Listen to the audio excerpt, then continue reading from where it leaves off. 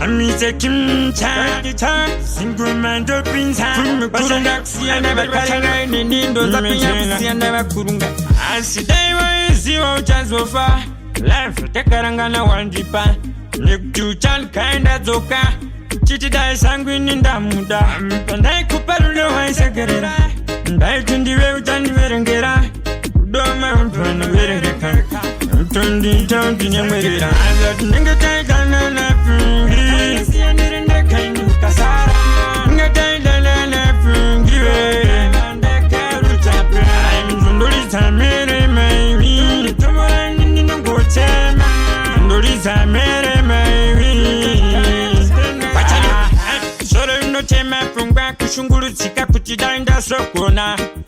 Solo mnotema funga kushungurutsika kutidainda sokona Anyu Wakandisiya mwanaiwe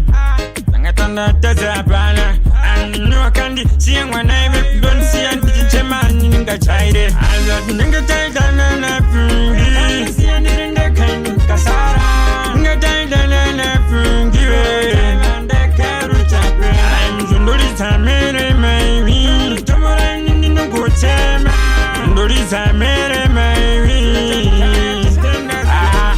Wakasutini wei mudiwa wangu Wakasutini wei mudiwa wangu Mudiwa wemba vuye moyo wangu Maina mfari mchitipangu Asidai wei ziwa chazofa Pakarangana wandipa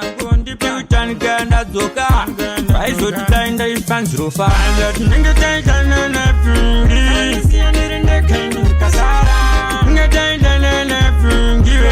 Nandeka ruchape Mzundulisa mere maiwi Tumora nini nungotema Mzundulisa mere maiwi Solo mnotema funga kushungurutsika kutidainda sokona Solo mnotema funga kushungurutsika kutidainda sokona Anyu Wakandisiya mwanaiwe Sangatanda taza bana Anyu Wakandisiya mwanaiwe Kudonisiya ndichichema ninga chaire Azat nengetaikana na fungi Wakandisiya nirinde kainu kasara Nengetaikana na fungi Nandeka ruchape Mzundulisa mere maiwi Tumora nini nungotema Mzundulisa mere maiwi Wakasutini wei mudiwa wangu Wakasutini wei mudiwa wangu Mudiwa wemba vuye moyo wangu Maina mfari mchitipangu Asidai wei ziwa chazofa Pakarangana wandipa